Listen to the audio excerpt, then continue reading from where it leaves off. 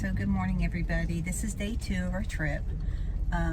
We are still in Parker Dam State Park, getting ready to head to Cook Forest State Park. But we wanted to first stop before we leave. There's a couple of things that we were going to check out here that have to do with the tornado situation that happened, the windstorm that they had here. And one is, what is it, a firehouse or a... It's just called the tornado display. I want to go see what that is. We're going to see what the tornado display, we don't know what it is. And then there's a big sign up here that talks about the tornado that came through here in 1985. So we're going to get out and do some pictures of that. All right, so this is the road we're going to be heading down. This is the main road coming into Parker Dam, and it looks on the map like it's about a half mile down that road. But here you go. This is the Windstorm Natural Area.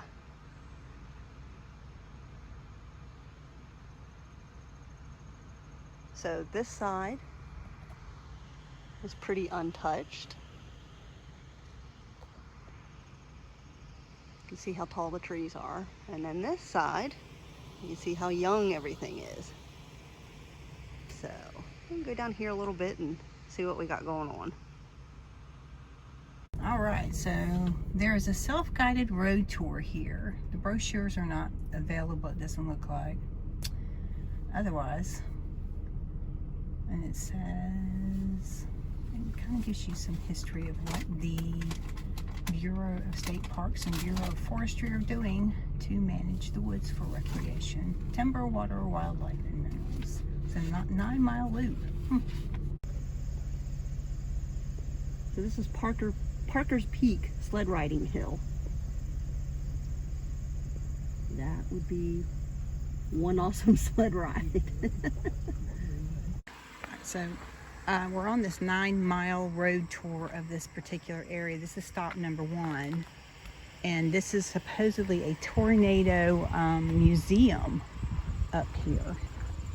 But they have some marquees, and it shows you where the tornadoes went through.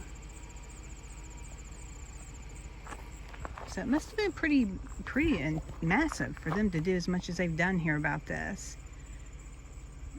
Talks about how they form and the path of destruction.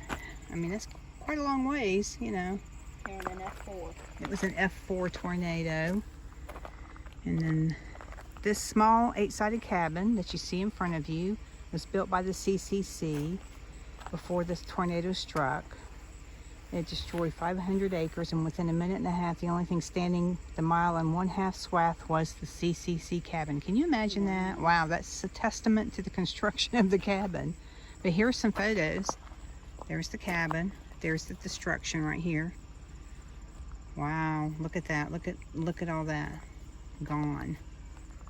Anyhow, there's some first-hand accounts of people's stories during that time, and talking about the return of the forest. And again, another example of Mother Nature will always return.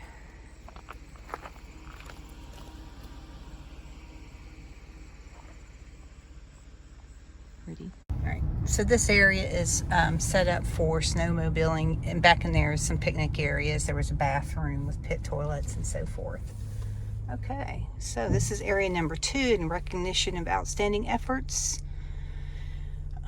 in conserving the natural resources of PA, the CCC. This is the site of the CCC Camp S73 from 1933 to 1935 back in here. So we're going to pull over and get out and see if there's anything left. Okay, so this is the site of the CCC camp that was here back in the 30s. I don't know if there's anything left or not. Right now it's a big open field, and they have some picnic tables set up. You can drive back in here. Looks like maybe there's some fire pits back in here. So it'd be a nice little place in this area to come back and have a picnic and just get outside if you wanted to do something like that, if you're living up in this area.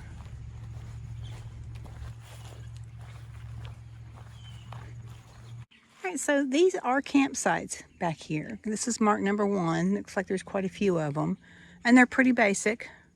No electric or anything.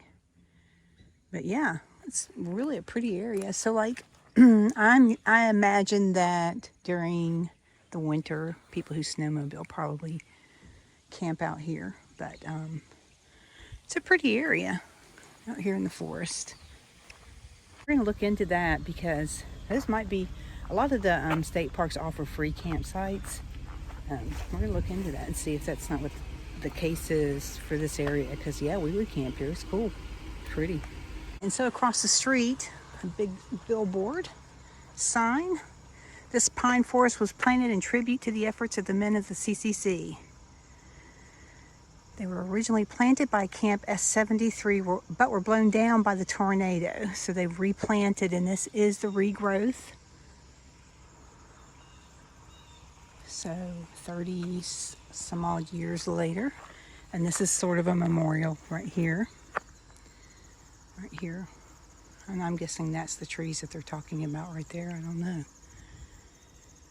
All right. All right, so this is called Mud Run Road that we were coming down for this auto tour. If you wanted to do the whole tour, that's the name of the road. But we're heading back to Parker Dam and actually heading towards Cook Forest State Park. We're going to stop at maybe another state park before we get there, and we'll share that with you. But yeah, this is really pretty. Lots of geese out today. Look, the tractor's raking the wheat.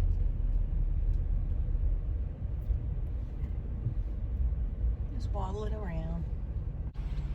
Hi guys. Hi there. Look at him. Alright, so one of the things about this forest is it's an old growth forest. It's absolutely stunning. These old pines and hemlocks, beautiful.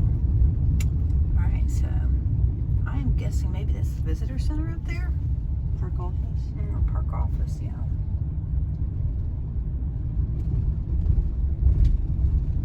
So we are at Clear Creek State Park. Okay, so Cook's Forest in this particular area was once called the Black Forest. But it is, the pines here are just beautiful. You can tell it's an old growth area. Beautiful, beautiful. All right, so we're gonna go check out the area in case we ever want to come back. We are actually camping in Cook's Forest State Park tonight. I did look into this particular state park and they do have camping. All right, but it's a beautiful, beautiful state park. Oh my goodness.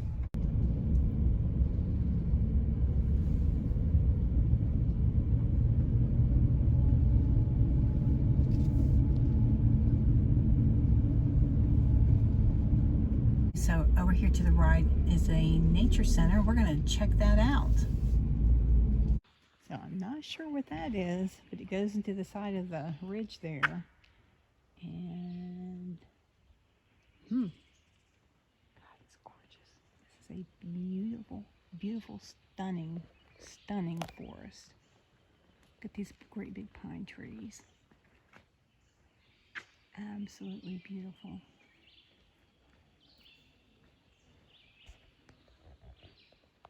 Shannon's being goofy. Hey Shannon, only you can prevent forest fires. Okay, so this is the little nature center, but look at these little cabins. Oh my God, they are so freaking cute. I'm guessing these are CCC. They've probably renovated them, but still pretty cool that these structures are still standing. So anyhow, we're getting ready to go inside. All right, very, very, we love to see the history. Look at this.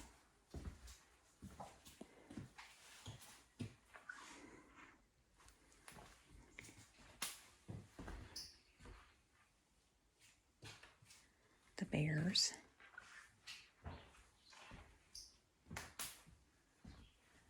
Wow, super cool. I love the owls, they're beautiful.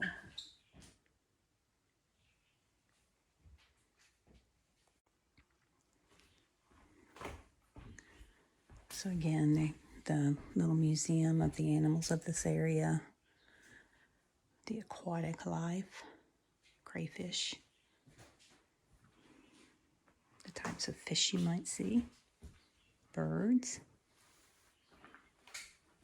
Ducks. Wow, super cool. All right, and over on the left here is the CCC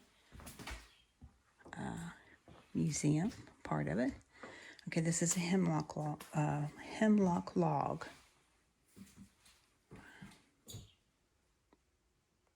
Okay, so this hemlock log is part of one of 3 pictured up here.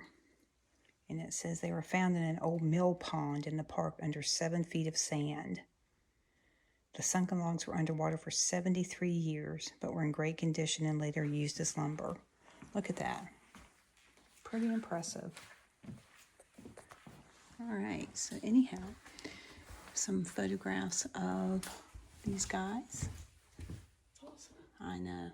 And the implements that they used, the logging that took place in order to build the cabins.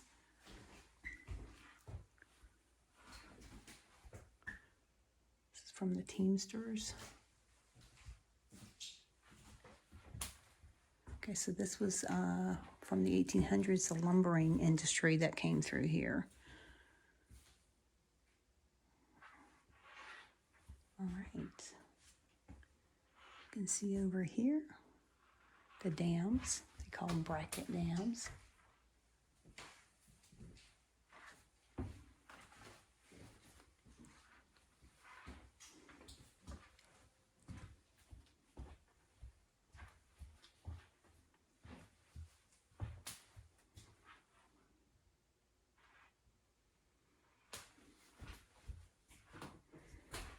Okay, this is a cement mixer. It was used by the CCC to construct the dam at Clear Creek's beach.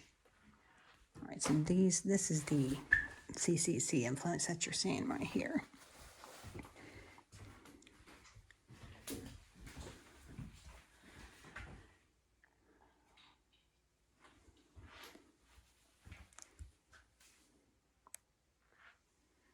Oh, cool building, huh? Mm-hmm. Super cool. So they just find this stuff and bring it. Oh, okay, so Shannon said this is stuff that people have found while they've been visiting here, camping or hiking. And they just leave it here with little notes to add to the museum with little notes to say where they found it.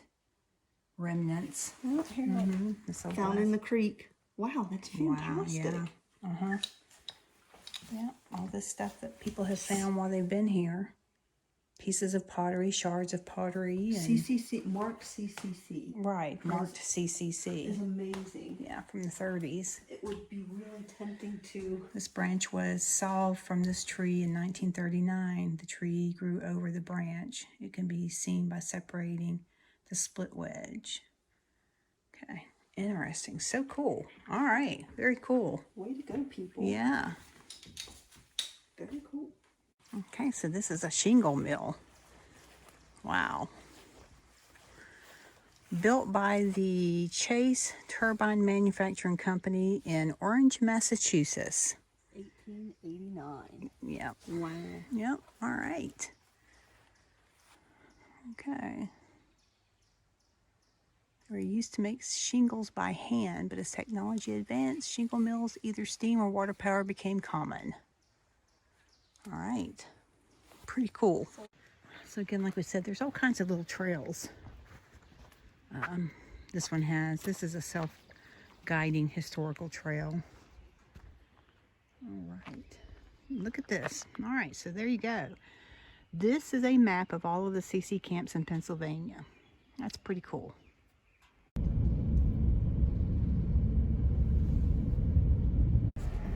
So, Double Diamond Deer Ranch. What is what the limo and the police car? I don't know.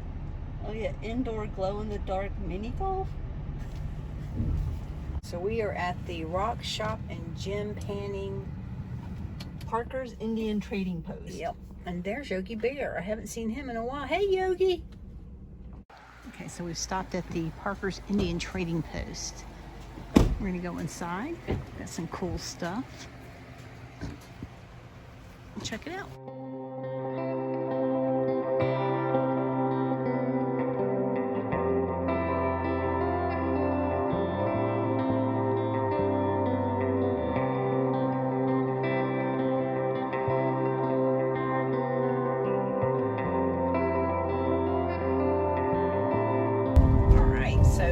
Clarion River.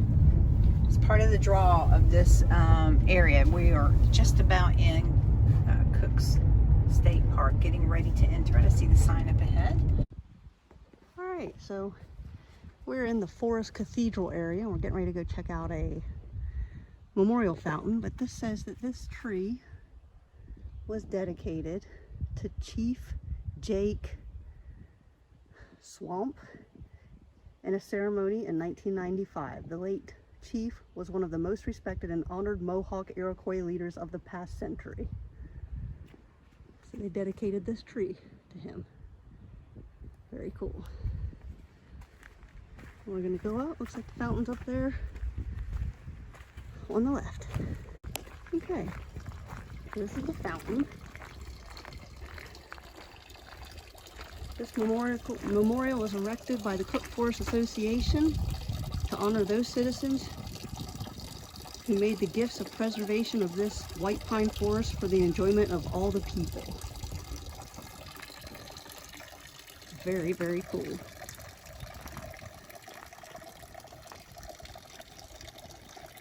And just check this out. Wow.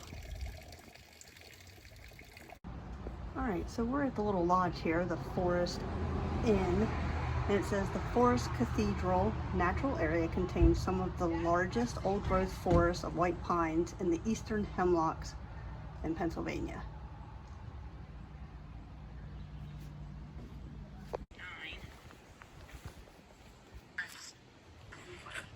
Look at how beautiful that is.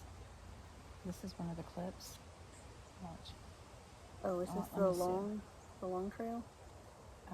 Who? Right now. No, what am I doing wrong?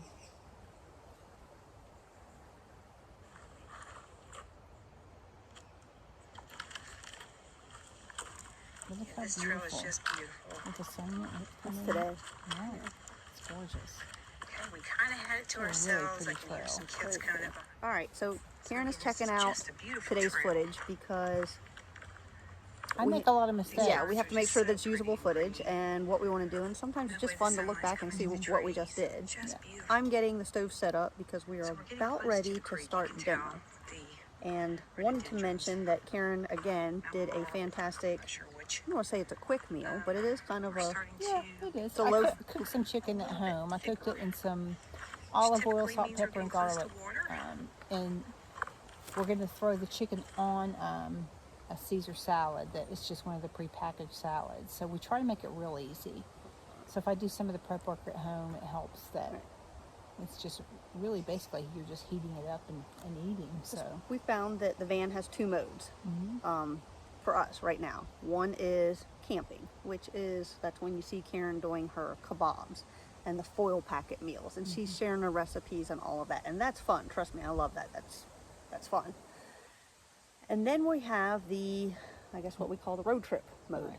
Right. Which is we are trying to squeeze in as much as we possibly can while we are out on our road trip, and that does not include preparing food or Right. cleaning dishes. Or cleaning, So, right? Because this trip, we had what, less than 48 hours, Yeah. and we're hiking, we're seeing stuff, we're exploring, we're stopping at corny stores, you know. Right. We're trying to squeeze in as much as we can. Right, but we still want to eat well. Still want it to be tasty, and Karen has done a fantastic job of honing it down and getting it both methods going for us. Right. So anyway, Yep, that's kind of where we're at right now. that's the plan. So one of the things we wanted to share with you guys with our meal tonight that we're preparing, she's gonna put a little bit of ghee in the pan and heat up the chicken. I pre-cooked it at home, like I said before. More, Just enough to cover the pan so it doesn't stick. some more. Yes, and no. Yes, no. No. Okay. All right. Anyway, So Karen's gonna do it. Yeah. Use the other end. now the ghee does not have to be refrigerated, but I do when we're out on the road because the van gets really hot, and I don't know at what temperature it's okay for something like this to be. All right, there you go. That should be enough. All right. So anyway.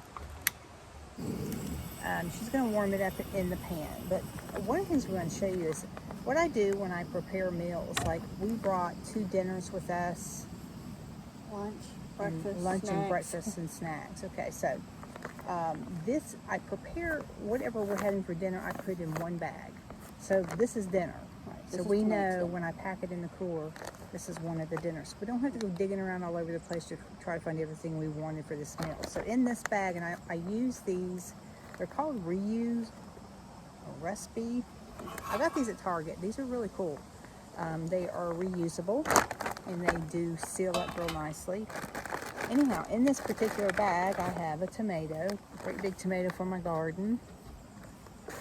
I have an avocado. Chicken handle ready. Here's the chicken, had it pre-cooked. And another of the same bag. Right. I've been trying really hard to get away from using throwaway stuff. We have that oil in. Probably didn't need Yep. All right, so that's the chicken.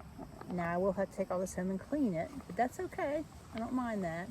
Then I'm not throwing away a bunch of plastic. I'm not wasting as much. And they're more durable than plastic, so you don't wind up with stuff all in your ice. All right. This is the salad kit that I bought. It's just a Dole Caesar salad kit. It has the dressing and everything in it, so I don't have to bring a bottle of dressing with us. All right. And then from home, in my Ziploc bag, I have some Parmesan cheese. So what I'm going to do is we'll get the salad ready, and then my bag is empty. So all that fit into this bag. Now last night's meal also fit into a bag like this, Right. which was some spaghetti sauce, some pasta, Parmesan cheese, and what else? Meatballs. Yeah. Yeah, I had all those packed up. So that was last night's dinner. So when I get home, I'll wash this and then we'll reuse it again. And the bonus to these are also is the ice doesn't get down in the bags and make everything soggy and wet as it dries. So you just have these individual sealed bags with each meal in them. All right. So yeah, real simple. Open the bag and put the salad in the bowl. Heating the chicken, we're good to go. Yeah. All right, so the chicken's cooking. Karen's cutting. And how long did dinner take tonight, Karen? 10 minutes? Maybe. So less on this, and we're spending more time on this. Okay, so there you go. Finished product.